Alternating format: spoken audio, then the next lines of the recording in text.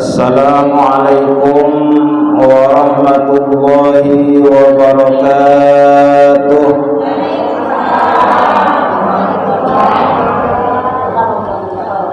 Bismillahirrahmanirrahim. Alhamdulillahi rabbil alamin. Wa bihi nasta'inu ala umurid dunya waddin. Wa sallallahu ala sayyidina Muhammadin khatamin nabiyyin wa alihi wa sahbihi ajma'in wa la hawla wa la quwwata illa billahil aliyyil azim. Hadratal mukarramun, para alimul ulama di mana saja ia berada yang sama-sama kita muliakan. Wabil khusus para asatidzat yang hadir pada siang hari ini.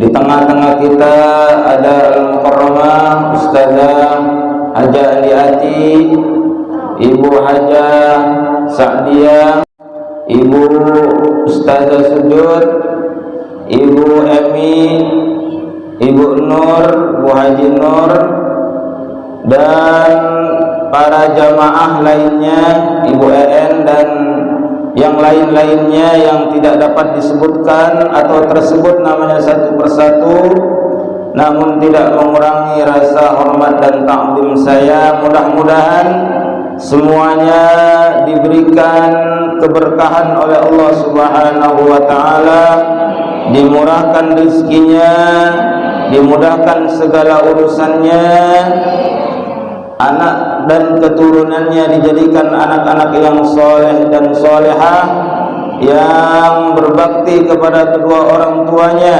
taat kepada Allah dan Rasulnya, berguna bagi agama, bangsa, negara dan masyarakatnya.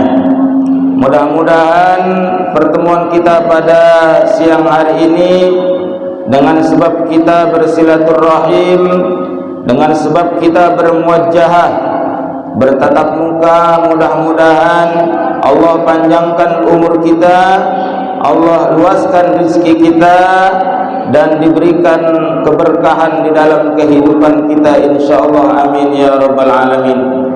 Para jamaah ibu-ibu yang dirahmati Allah Subhanahu wa taala, pada kesempatan kali ini saya tidak membahas masalah kitab ilmu fikih. Saya menyampaikan atau ingin menyampaikan bahwa saat ini kita berada di bulan Muharram, bulan yang salah satu dari 4 bulan yang dimuliakan oleh Allah Subhanahu wa taala. Bulan Muharram ini adalah merupakan bulan pertama di dalam kalender Hijriyah yang memang sudah ditetapkan pada masa Khalifah Umar bin Khattab radhiyallahu anhu. Pada masa Khalifah Umar bin Khattab radhiyallahu anhu, khalifah yang kedua, pada saat itu surat menyurat yang merupakan bagian daripada administrasi negara, pada saat itu belum dicantumkan tahunnya. Jadi tahun pada saat itu belum dicantumkan, yang ada adalah tanggal dan bulan. Sehingga pada masa Khalifah Umar bin Khattab, salah satu seorang gubernur, gubernur beliau itu usul kepada Umar bin Khattab radhiyallahu anhu yang bernama Abu Musa al-Ash'ari. Pada saat itu usul kepada tuan gubernur, kepada tuan khalifah. Khalifah itu kalau sekarang itu adalah presiden. Kalau dulu, zaman dulu raja, ya, sultan. Nah, sekarang di zaman Umar bin Khattab itu namanya khalifah.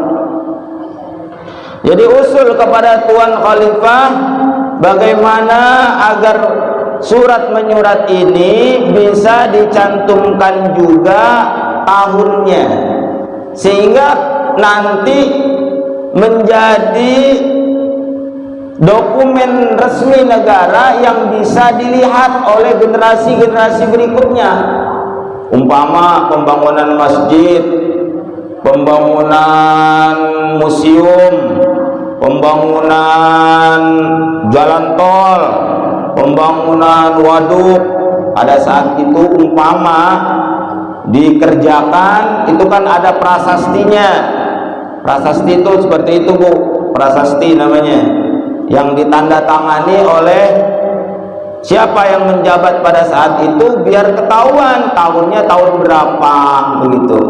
Surat menyurat juga pun demikian, ya, belum dicantumkan tahunnya, karena memang orang-orang Arab itu pada saat itu sebelum sebelum masuknya Islam juga, kalau dia mencantumkan tahun itu berdasarkan kejadian, kejadian seperti peristiwa lahirnya beliau Rasulullah Shallallahu Alaihi Wasallam itu kan tanggal 12 Rabiul, tahunnya tahun berapa? Tahun gajah. Kenapa dikatakan tahun gajah? Karena pada saat itu, di saat kelahiran beliau Rasulullah, Raja Abraha dengan bala tentaranya yang berpasukan gajah, yang berkendaraan gajah, itu berniat untuk menghancurkan Ka'bah. Tapi belum sampai, ya, belum sampai ke Ka'bah, sudah porak-poranda, sudah binasa. Karena apa? Karena Allah memberikan pertolongan dengan menurunkan apa itu? Burung ababil yang membawa apa? Yang membawa batu kerikil dari mana? Dari neraka. Bayangkan, dibawain batu kerikil dari neraka, dijatuhin atu-atu, kelimpungan semuanya, sampai gajah-gajahnya celeng, ya, jatuh, mati, pasukannya pun hangus, porak-poranda, diselamatkan oleh Allah Subhanahu wa Ta'ala. Padahal yang jaga pada saat itu siapa? Yang juru kunci Ka'bah pada saat itu siapa? Adalah kakek beliau Rasulullah Shallallahu Alaihi Wasallam yang bernama Abdul Muttalib. Ini kan sejarah, ya, sejarah dulu pernah kita baca, pernah kita belajar, paling enggak di madrasah kita pernah belajar. Cuman ya begitu, iya, banyak yang di luar kepala. Orang hafal di luar kepala. Kalau kita emang di luar kepala semua, nggak ada yang nyangkut. Iya, emang katanya begitu, Pak. Saya emang nggak pernah lupa. Hebat dong. Iya, kenapa? Karena saya nggak pernah ngapal. Ya jelas, orang nggak pernah ngapal ya nggak pernah lupa. Iya, Masya Allah, ya. Namanya siapa? Kakek beliau Rasulullah, siapa namanya? Abdul. Dan ketukar sama pamannya, itu yang kadang-kadang bikin keder. Pamannya siapa namanya? Abu Gosok, Abu Thalib. Ada Abdul Muttalib, ada Abu Thalib. Nah, ya, itu dijaga sama kakeknya Abdul Muttalib. Ya, kata kakeknya, saya mah nggak sedih, saya nggak bakalan ngalang-ngalangin mau dihancurin, mau dirusak, mau dirubuhin tuh Ka'bah. Kenapa? Karena saya cuma megang kuncinya doang, bukan saya yang berkuasa di situ. Itu bukan punya saya, bukan milik saya, ada yang punya. Siapa yang punya? Allah Subhanahu wa Ta'ala. Itu mah udah urusan Allah. Silahkan, ya, kata Abdul Muttalib, Coba aja, nggak apa-apa, silakan, saya nggak akan menghalang-halangi. Betul aja, pertolongan Allah Subhanahu wa Ta'ala. Ya, jadi tahun pada saat itu belum ada, sehingga apa? Sehingga pada rapat semua. Khalifah panggil gubernur-gubernur yang ada, gubernur yang ada di Irak, yang di Syam, yang di Syria, semua dipanggil. Kita ngadain rapat, kita nentuin nih tahun apa yang peristiwa apa yang bakalan kita tentukan sebagai awal daripada tahun Hijriah. Tahun belum ada Hijriah pada saat itu, tahun Islam lah bahasanya begitu, tahun Islam. Ada yang usul Tuan Khalifah, bagaimana kalau kita menetapkan tahun itu berdasarkan peristiwa awal pertama kelahiran baginda Rasulullah SAW. Ada yang ngusulin begitu. Berarti pada saat itu di bulan apa? Rabiul Awal. Ya, jadi ditentuin dari situ katanya. Nah, ditimbang-timbang kok kayaknya mirip-mirip. Mirip-mirip apa? Mirip-mirip orang Nasrani. Nah, tahun Nasrani, ini tahun Nasrani sebenarnya yang kita pakai nih. Tahun Masehi itu adalah tahun Nasrani sebenarnya. Kenapa? Karena tahun Masehi itu adalah tahun yang ditetapkan berdasarkan kelahiran daripada Yesus Kristus. Ya, bagi mereka Yesus Kristus, bagi kita adalah Isa Al-Masih, Nabi Isa alaihis salam. Ya, mereka menetapkan seperti itu. Nah, akhirnya usulan itu pun banyak yang menolak. Ya, kemudian kejadian yang lain seperti perang, peristiwa perang Badar, ya, perang Khandaq, ya, dan peperangan-peperangan lainnya itu juga tidak diterima oleh banyak sahabat pada saat itu. Nah, akhirnya ada yang mengusulkan, bagaimana kalau kita tetapkan tahun Islam ini berdasarkan pertama kalinya di mana beliau Rasulullah hijrah dari Mekah ke Madinah.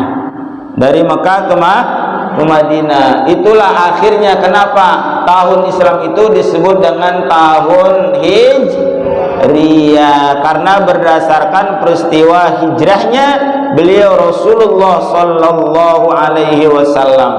Akhirnya itu tahun, ya, mundur. Tahun itu kalau ditetapinnya mundur.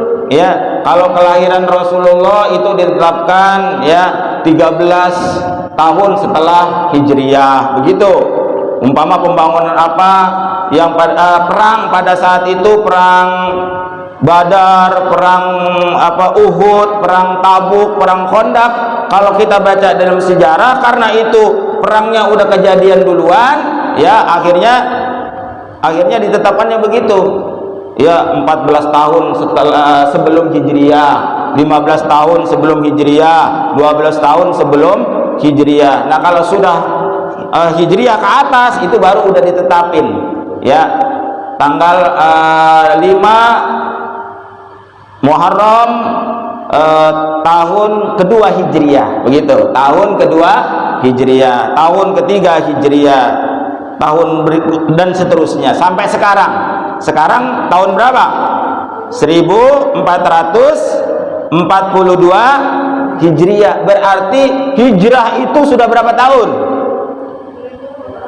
Ya udah, ya itu sudah 1443 tahun hijrahnya Rasulullah. Ya, udah lama apa baru?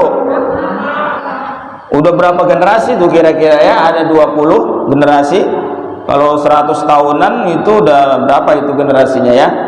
15 generasi umpama. Ya, kalau 50 umat Nabi itu sittina wa sab'in, di antara bainas sittina wa sab'in, di antara 60-70 tahun. Taruhlah 20-30 generasi, ya, sampai sekarang. Ya, itu udah luar biasa, ya. Makanya kalau kita punya silsilah, ya, silsilah atau keturunan, apalagi yang namanya habaib, ya, zuriyah Rasulullah sallallahu alaihi wasallam, anak cucu baginda Rasulullah sallallahu alaihi wasallam, itu udah sekitar 25 generasi yang hidup sekarang, ya 25-35 generasi.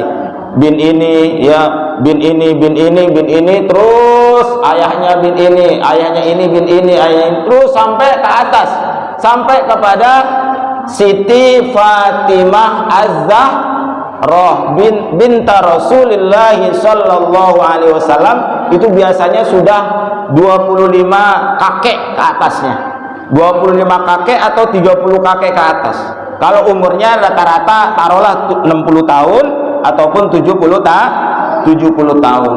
Kalau 100 tahun ya berkurang lagi ininya, apa namanya, silsilahnya. Nah, pada saat itu akhirnya disepakati bahwa hijrah itulah, peristiwa hijrah itulah yang merupakan awal daripada penetapan tahun Islam, ya. Kenapa diambil dari hijrah?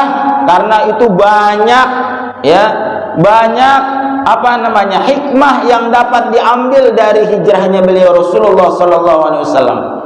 Kalau kita belajar sejarah, ya, kita tidak cuma melihat bagaimana ketika Rasulullah berhasil hijrah, tapi bagaimana proses daripada hijrah itu sendiri. Itu aja udah penuh dengan apa namanya, pelajaran, ya, pelajaran bagi orang-orang yang mau mengambil uswah, yang mau mengambil teladan daripada apa yang dilakukan oleh beliau Rasul, khususnya para siapa? Para orang-orang yang bergerak di bidang agama, para pendakwah, para kiai, para ustadz, ya, para aktivis agama, ya.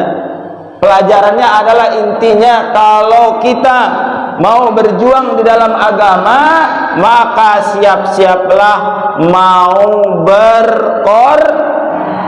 ya, tidak ada perjuangan yang tanpa pengorbanan. Semuanya perlu pengorbanan, ya, pengorbanan waktu, pengorbanan tenaga, korban pikiran, ya, semuanya, harta bahkan, ya, semuanya. Korban perasaan juga ada, banyak, ya. Ya, orang-orang yang ngaji, ya, orang-orang ngaji itu juga kadang-kadang juga banyak yang berkorban perasaan, ya.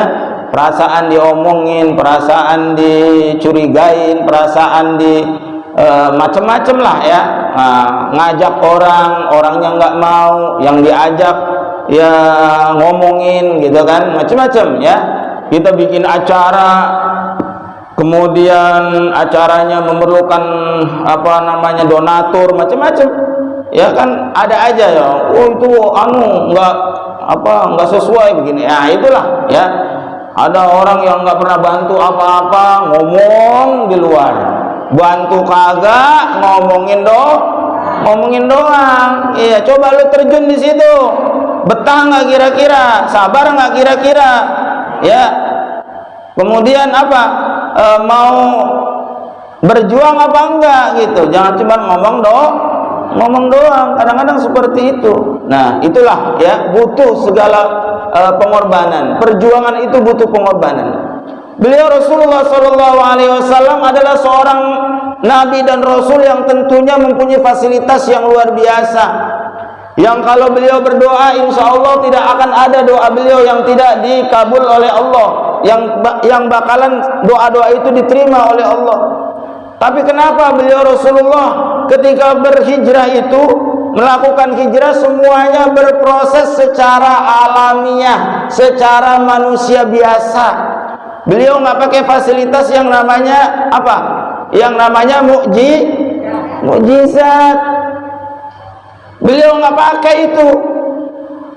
Kan beliau hijrah dari mana? Dari Mekah ke kira-kira berapa kilo dari Mekah ke Madinah, Bu En? Belum pernah ngukur ya? Ya?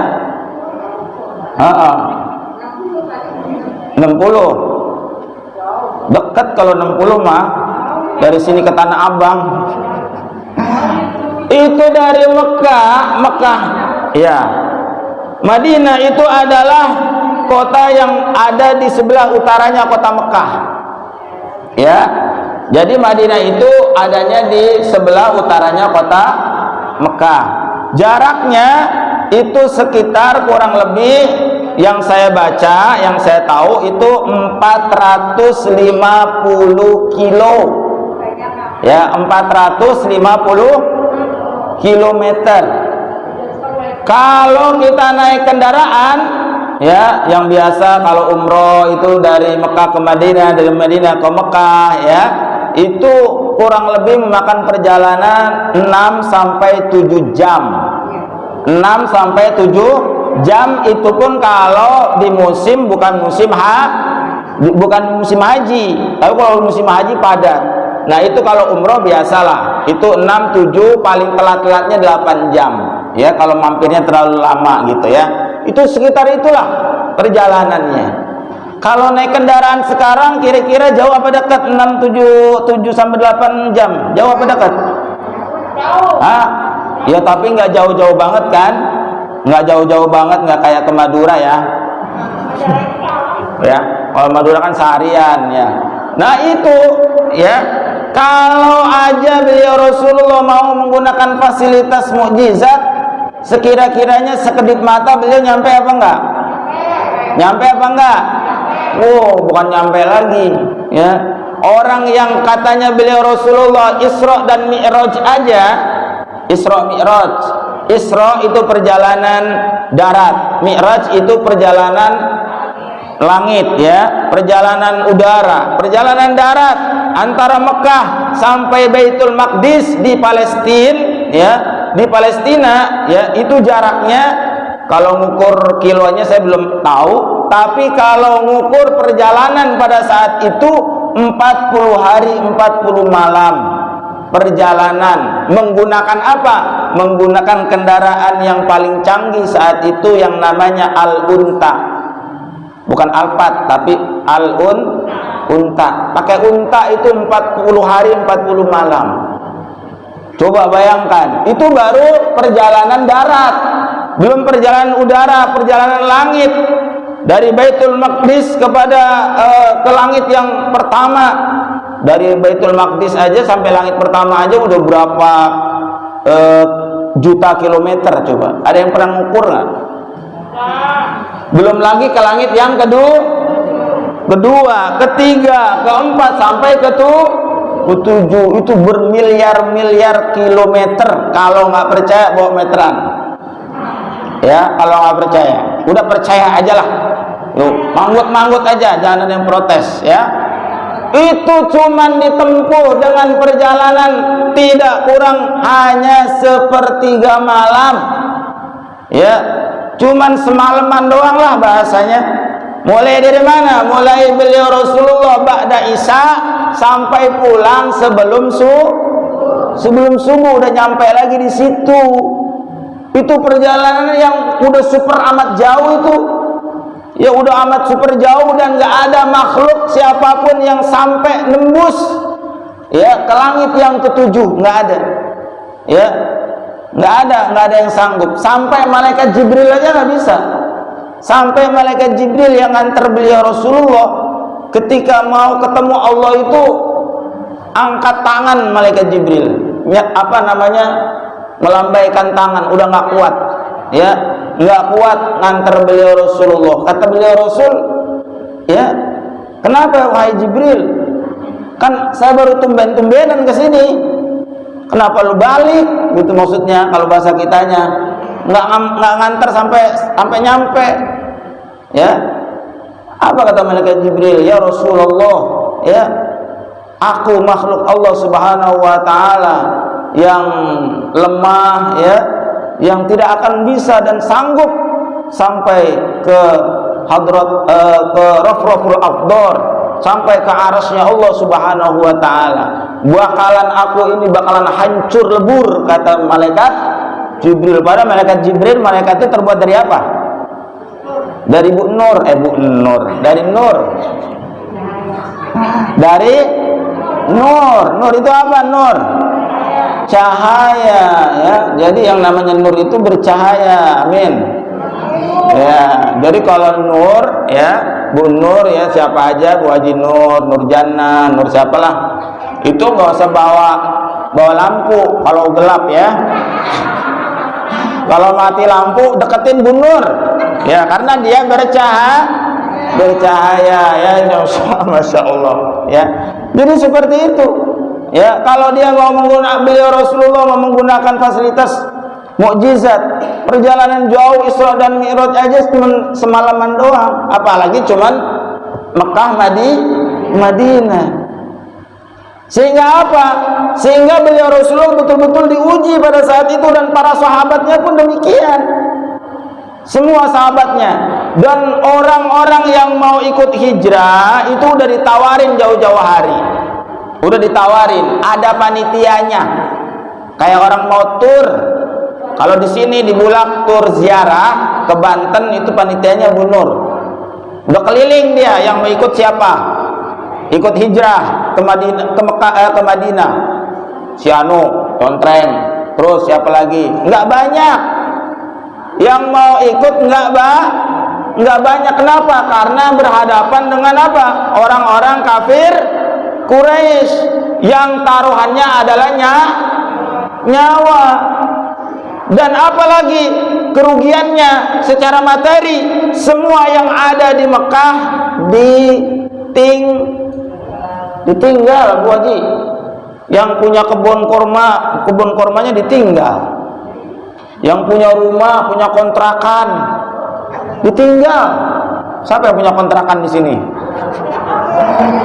Mana mau, ya kan? Kontrakan 30 pintu ditinggal. Masya Allah. Itu kalau punya 30 pintu, ya Masya Allah ya, udah tinggal ongkang-ongkang kaki doang itu bahasanya. Masya Allah ya, itu ditinggal. Punya kebun kurmanya ditinggal. Yang punya pedagangan, yang buka warung, buka warteg Bu, yang buka warteg, buka toko di pasar, itu ditinggal. Ada pasar nggak di situ? Di Mekah ada pasar enggak? Ya makan dari mana kalau gak ada pasar? Ada. Bukan cuma pasar Koja doang.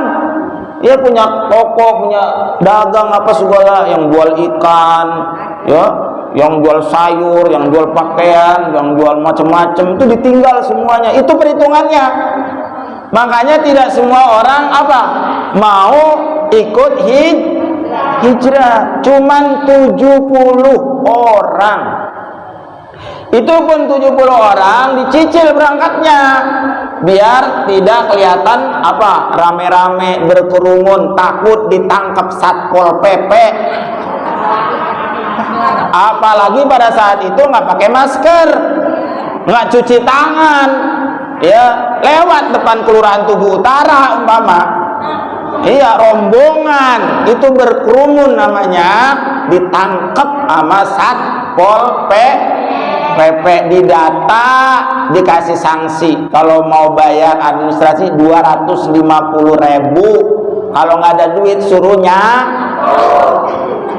Ada yang kena? Ada yang kena nggak? Kalau ada yang kena, sebut nama saya Bu. Kalau masih di Tugu Utara, saya bukan sombong. Iya, bilang saya muridnya Ustadz Maksum Maki. Insya Allah Ibu, kalau yang lain disuruh nyapu sekali, Ibu 2 kali. Malah lebih berat ya. Lebih parah. Kirain mah bebas gitu ya. Iya. Ya enggak, insya Allah enggak ada yang kena ya. Alhamdulillah. Di Pasar Lontar tuh yang sering, depan Masjid Al Barokah tuh. Iya, hati-hati tuh. Sekarang udah mungkin ya berdoa aja, mudah-mudahan ya ini makin apa, landai ya, makin landai terus sampai habis insya Allah.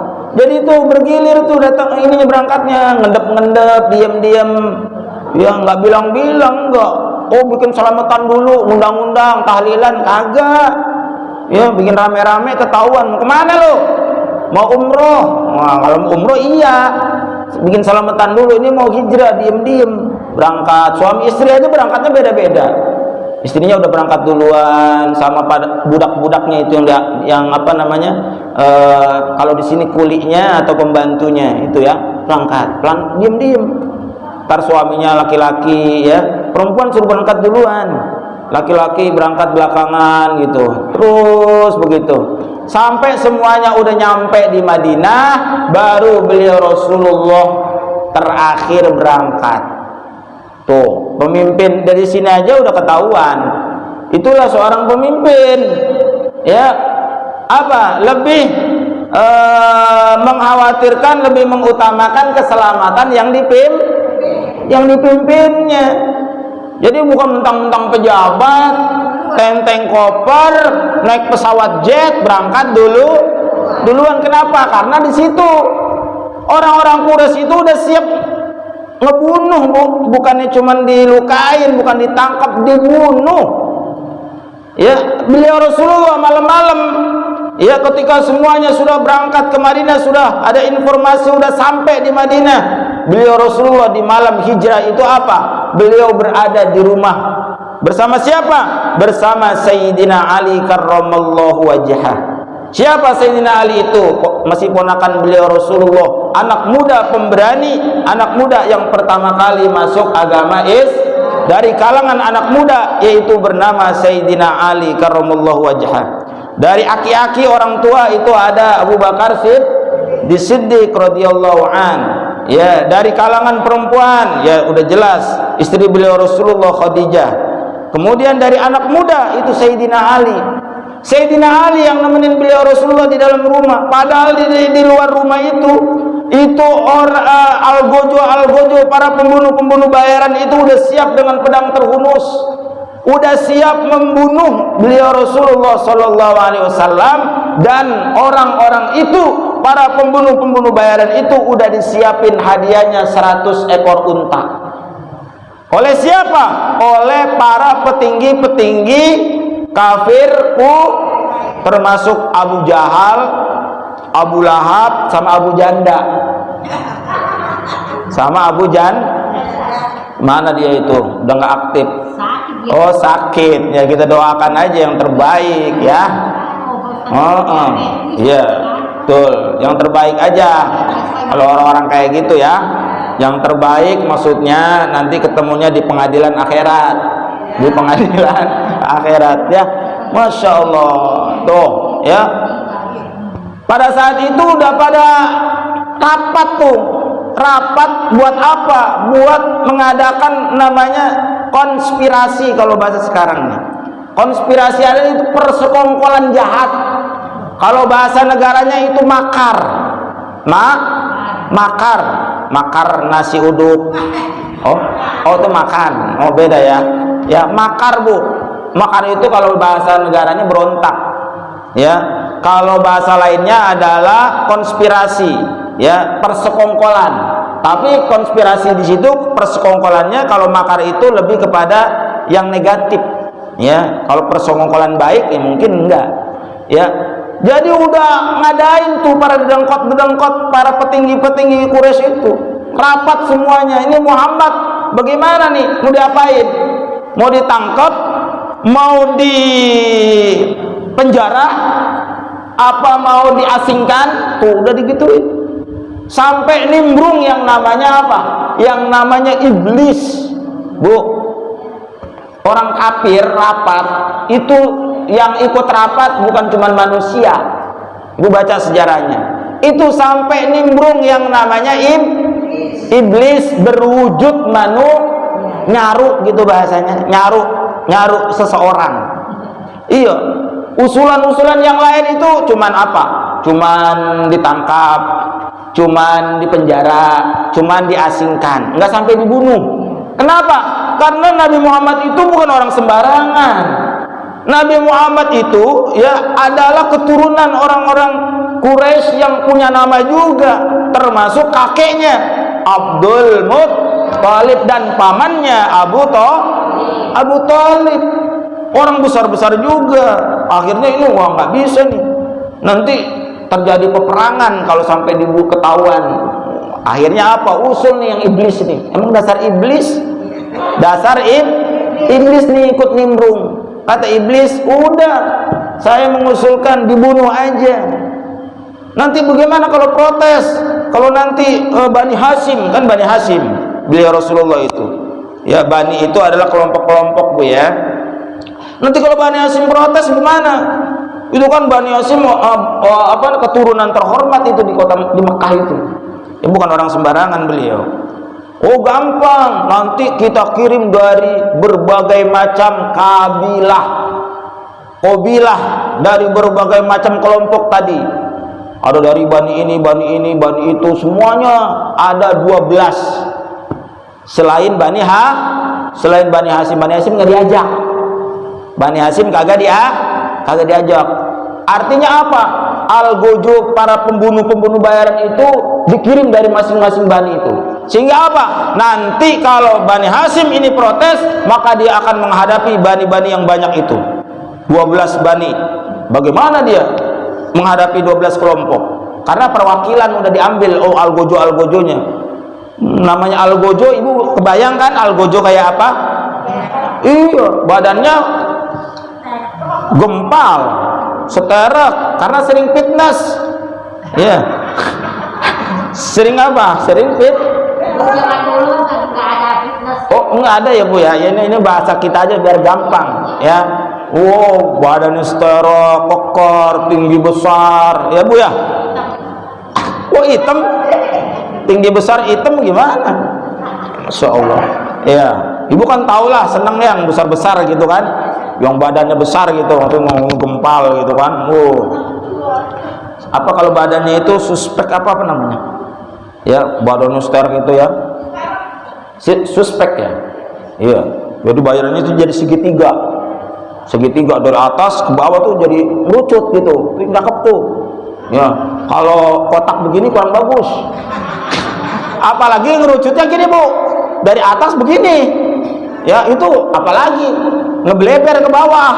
Yang bagus tuh dari atas itu tinggi, gede, tapi ke bawahnya pek gini. Ini ngomongin apa sih? Ya, jadi algojo itu. Ya 5 menit lagi lah. Jadi algojo itu dikirim semuanya. Semua udah ada di rumah beliau, dikepung rumahnya. Kalau 12 orang rumah beliau Rasul gede apa kecil? Kok tahu? Ya, rumah beliau Rasul itu nggak gede ya, kecil lah.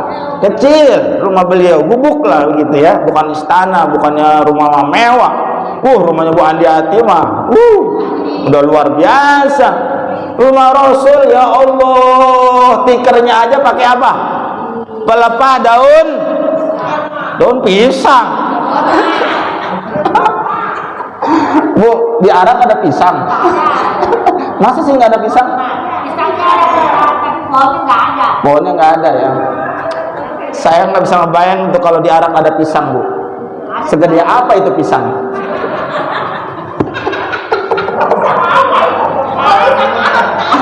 Enggak, bener lah, bener Bu, bener. Kalau di sini kan pisang biasa sekecil-kecil segini kan. Tapi kalau di Mekah bisa aja gede-gede.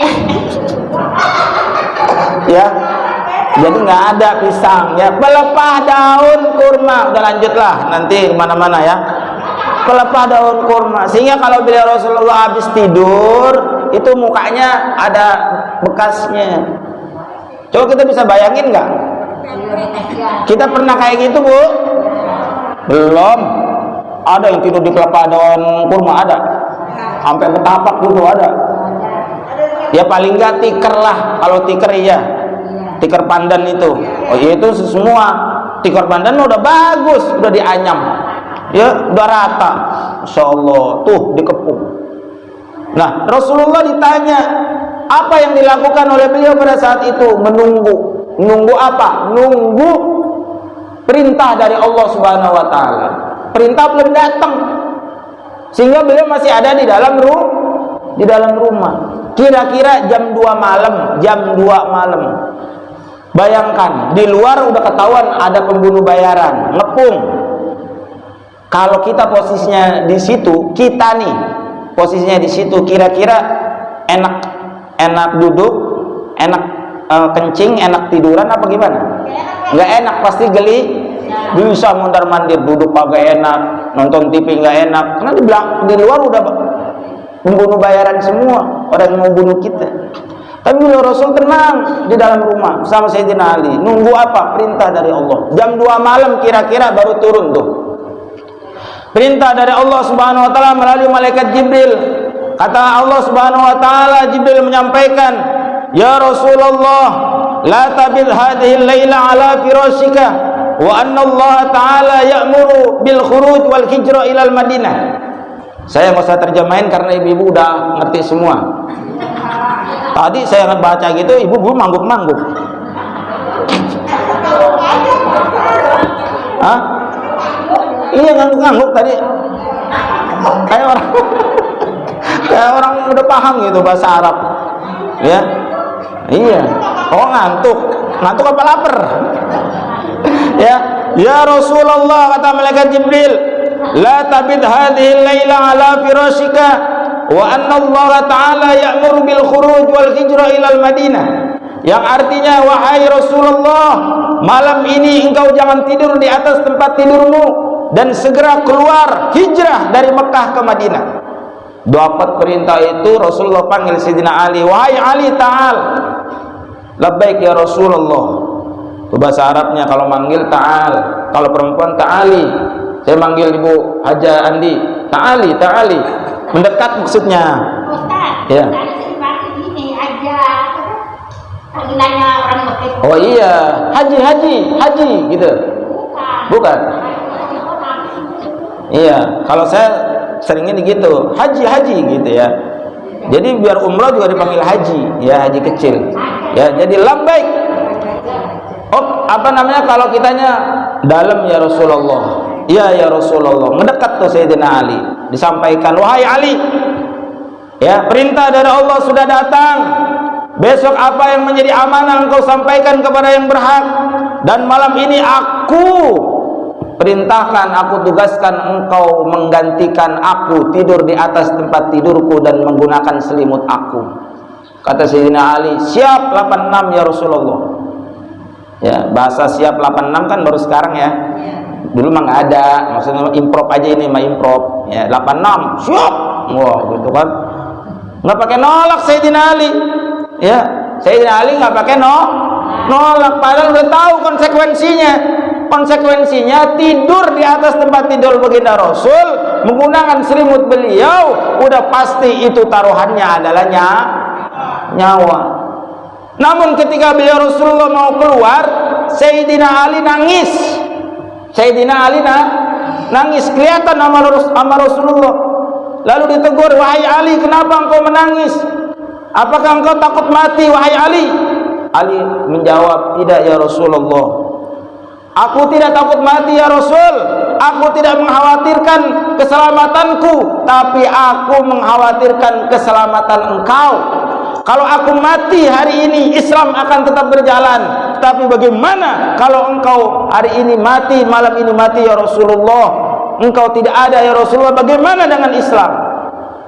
Akhirnya beliau Rasul memberikan ketenangan kepada Sayyidina Ali dengan menjawab, wahai Ali, insya Allah aku selamat.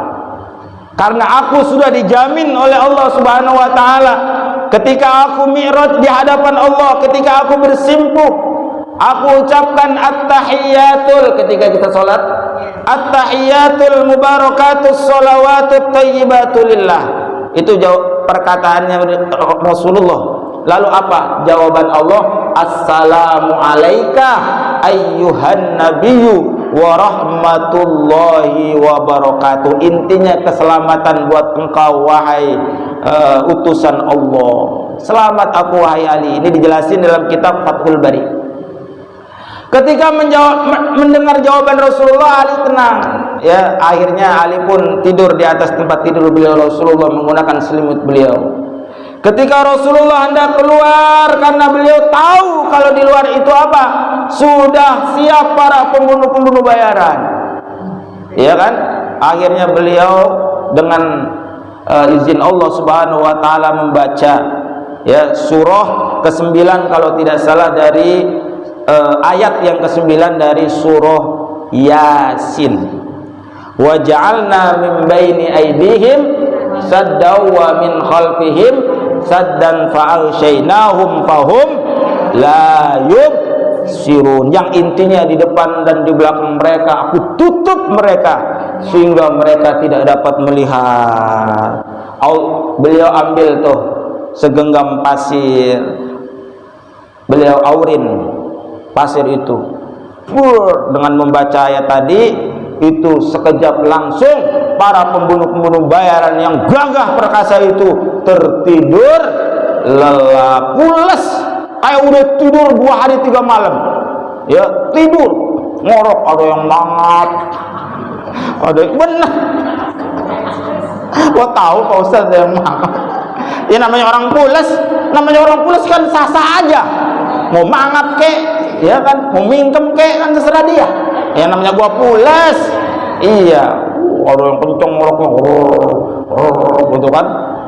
Itu pules. Akhirnya beliau mah keluar, lenggang kangkung, nggak ada masalah, keluar dari rumah. Yang ditemuin siapa? Abu Bakar Siddiq. Ya, beliau keluar menemukan Abu Bakar Siddiq, kemudian dimusyawarahkan, akhirnya ditetapkan bahwa kita jangan langsung ke Madinah, tapi kita bersembunyi terlebih dahulu di Gua Sur, di Gua Sur. Kalau Gua Hiro itu tempat Rasulullah menerima wahyu. Kalau di Gua Sur, Rasulullah tempatnya bersembunyi selama berapa malam? Selama 3 hari 3 malam. Kira-kira senang apa menderita? Kira-kira senang apa menderita? Menderita. Emangnya piknik? Bawa termos, bawa apa, ya kan? Bawa masakan gitu? Enggak. Kalau piknik sih senang-senang. Ini mah diuber-uber, dikejar-kejar sampai 3 hari 3 malam. Bayangin, Rasulullah loh, kekasih Allah loh. Kita nggak bisa ngebayangin tuh. Kalau Allah mau mah, ya Allah, gampang banget ya. Kalau kamu pakai mukjizat mah, itulah pelajarannya. Makanya jangan cengeng. Kalau jadi ustadz, jangan kiai. Mau jadi pejuang agama, jangan cengeng. Kenapa? Karena resikonya udah jelas. Ya, kalau nggak ditangkap, diasingkan, dibunuh. Wa idh yamkuru bikal ladzina kafaru liyuthbituka aw yaqtuluka aw yakhrujuka wa yamkuruna wa yamkurullah wallahu khairul makirin. Surah Al-Anfal ayat 30. Ini ngejelasin nih peristiwa yang dihadapi oleh beliau Rasul. Apa? Dan ingatlah kata Allah ketika orang-orang kafir Quraisy mengadakan makar, rapat jahat, konspirasi, persekongkolan jahat untuk apa? Menangkap engkau. Kata Allah ini, menangkap engkau, mengusir engkau, membunuh engkau, mengusir engkau. Engkaunya siapa? Engkaunya adalah baginda Rasulullah sallallahu alaihi wasallam.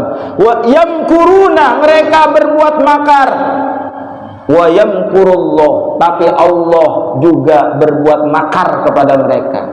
Kalau mereka makarnya jahat, kalau Allah makarnya Allah adalah untuk menggagalkan kejahatan mereka. Bukan Allah berbuat jahat kepada orang, kepada hambanya, bukan. Allah menggagalkan makarnya orang yang mau makar kepada beliau Rasulullah, yang mau berbuat jahat. Wa yamkurullah wallahu khairul makirin, dan makarnya Allah adalah lebih hebat daripada makarnya mereka. Kalah semuanya sama makarnya Allah. Ya tadi itu udah kebuktikan makarnya Allah, sampai tidur lelap pembunuh bayaran yang 12 orang itu. Kan udah nungguin dia dari abis Isya. Iya, pas udah mau pagi ngeliat ngintip di pintu, ngendusin, ada yang bangun, ngendusin. Bangun. Kenapa nih baru tidur? Bangun. Pada tidur, diintip. Wah, Muhammad masih tidur. Padahal siapa yang tidur? Ali bin Abi Thalib. Udah mulai mau subuh, khawatir banyak orang yang udah pada bangun. Akhirnya nggak sabar, didobrak pintu, buka selimut, ternyata Sayyidina Ali. Lalu diangkat, mana kawanmu itu? Muhammad. Kata Ali mah gampang aja jawabannya. Lah, lu yang nungguin duluan, lu tanya gua. Nah, kalau bahasa bulaknya begitu. Macem-macem kamu Ali, ribut sama Sayyidina Ali. Anak muda pemberani, yang dilawan sama Ali. Nggak ada urusan Sayyidina Ali, nggak takut mati pada saat itu. Nah, itulah taktiknya Rasulullah yang ditempatin di situ. Anak muda, anak coba aki-aki di tempat situ. Dibentak sama pembunuh bayaran langsung mati. Qaid. Iya, itu Ali, anak muda pemberani. Sehingga apa? Pembunuh bayaran tadi konsentrasinya udah nggak fokus, udah tidak kok ngelayanin Sayyidina Ali. Wah, cekcok Sayyidina Ali, dilawan sama Sayyidina Ali. Nah, dalam waktu yang amat singkat, beliau Rasulullah kan ngurusin Sayyidina Ali tuh, ya kan, pembunuh bayaran tadi. Rasulullah hijrah, bersembunyi di Gua Sur. Gua Sur itu letaknya itu di sebelah selatan kota Mekah. Tadi saya bilang Madinah berada di sebelah mana? Sebelah utara. Itu taktiknya beliau. Jadi beliau itu ahli strategi. Enggak bodoh-bodoh banget masalah strategi. Beliau Rasulullah paling hebat. Dia jalan ke arah selatan, ke Gua Sur. Sehingga apa? Orang-orang kafir ini tidak menyangka kalau beliau Rasulullah jalan ke arah selatan. Padahal kan Madinahnya ada di sebelah utara. Sehingga keder dah. Itu yang namanya makarnya Allah itu. Sampai di Gua Sur apa? Ya, bermalam selama itu 3 hari 3 malam. Itu yang namanya pembunuh bayaran tadi memang pada nyari orang-orang kafir. Sampai lewat di depan gua. Ada yang lewat, ada yang nyampe juga ke Gua Sur ada. Cuman aneh bin ajaibnya, di pintu gua itu bersarang laba-laba bersarang. Sehingga apa? Secara logika, secara akal sehat, nggak mungkin ada orang masuk ke dalam gua karena bakalan rusak itu sarang. Gitu. Itu makarnya Allah. Ya, makarnya Allah. Ya, selama 3 hari 3 malam ngapain beliau? Ya bersembunyi sampai aman. Mengangkatlah ya beliau Rasulullah yang namanya Abdurrahman bin Abu Bakar sebagai intel yang mata-matain, ngasih laporan selama 3 hari 3 malam kepada beliau dan ayahnya Abu Bakar. Asma binti Abu Bakar, perempuan itu yang nganterin makanan, nyuplai makanan. Nabi Rasul punya mukjizat, masih dianterin nasi uduk buat sarapan. Coba bayangin. Itu gampangnya. Kalau beliau minta makanan dari surga, kira-kira diantar nggak? Masya Allah, diantar bu. Malaikat punya Allah, surganya punya Allah. Apa susahnya? Allah bawa tuh makanan dari surga yang enak-enak, ya kan? Tapi ini enggak semuanya seperti manusia biasa aja. Ini buat pelajaran. Dianterin tuh sama Asma binti Abu Bakar. Kemudian Abdullah bin Uraikid, seorang budak, sengaja ditaruh di lereng gunung, bawa kambing, seolah-olah dia ngembala di situ, memerah susunya selama 3 hari 3 malam. Susunya diantar kepada beliau Rasulullah dan Abu Bakar. Perlu susu juga ternyata. Bener, susu kambing di situ nggak amis, ya, Masya Allah. Tuh, makanya orangnya sehat-sehat. Nah, pada saat itulah ketika sudah aman, baru beliau Rasulullah melanjutkan perjalanan sampai di kota Kuba, mendirikan Masjid Kuba, sholat di situ beliau Rasulullah, dan sampailah di Madinah. Itu perjalanan dari Mekah pada saat itu bermalam 3 malam di Gua Sur, dan perjalanan sampai ke Mekah dengan berhenti-berhentinya itu memakan waktu 7 hari 7 malam. Tuh, jauh kan kalau begitu ya, lebih-lebih daripada Isra dan Mi'raj. Intinya adalah pelajarannya yang pertama, ya, orang yang sudah siap berjuang di dalam agama, siapa aja, mau ustadznya, mau kiainya, mau ustazahnya, mau ini ketua-ketua majelis taklimnya, itu udah siap. Ya, jamaahnya semuanya ya siap-siaplah ya. Mau apa? Berkorban di dalam berjuang seperti Rasulullah SAW. Kita mah nggak ada apa-apanya, nggak ada seujung kuku, nggak ada yang mau ngebunuh kita kan, nggak ada sampai sekarang. Apalagi mau ngebunuh adik-adik, nggak ada. Kalau yang mau ngelamar banyak. Tuh. Yang kedua nih pelajarannya, beliau Rasulullah itu apa? Sosok ya orang yang pengennya semuanya itu bersatu, kompak, bersatu dan kompak. Lihat, di situ ada anak muda yang namanya Sayyidina Ali karramallahu wajhah. Ya, ada anaknya Abu Bakar Siddiq, Abdurrahman bin Abu Bakar sebagai intelnya. Ada Asma binti Abu Bakar. Ada budak juga di situ. Ada orang tua di situ yang namanya siapa? Abu Bakar Siddiq radhiyallahu, yang nemenin beliau Rasulullah dalam perjalanan. Itu artinya apa? Ngajarin kita supaya kita ini selalu antara yang muda dengan yang tua kudu kompak. Karena apa? Karena yang tua nanti akan digantikan oleh yang muda. Dan yang muda harus mau belajar kepada yang lebih tua. Yang muda hormat kepada yang tua sayang kepada yang muda. Begitu. Harus kompak ya. Seperti apa? Kan kul yadain wala takun kal udhunain. Jadilah kamu seperti kedua belah tangan, jangan seperti kedua belah telinga. Kompak tangan. Kalau yang kanan maju, yang kiri mundur. Lihat orang jalan. Orang jalan lihat. Kalau yang kanan maju, yang kiri mundur. Kalau yang kiri maju, yang kanan mundur. Jangan maju semuanya, jangan juga mundur semuanya. Coba kalau Bu Nur nih, Bu Nur lewat jalan seperti itu, saya kabur. Tapi kalau jalannya tangan kanan maju, tangan kiri mundur, cakep, adem lihatnya ya. Siapa aja. Udah itu aja. Terima kasih. Mari kita ya, jadi intinya begitu, kompak ya, ngaji kompak. Ngaji harus kudu Ini nih tadi yang apa? Yang mimpin kan yang junior nih. Yang seniornya nggak datang, nggak hadir. Yang digantiin sama yang lapis kedua.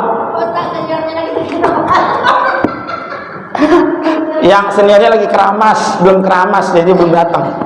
Jadi dia lapis keduanya. Ntar lapis kedua nggak ada, lapis ketiga nggak ada lagi, lapis legit lah kalau nggak ada. Ya. Itu.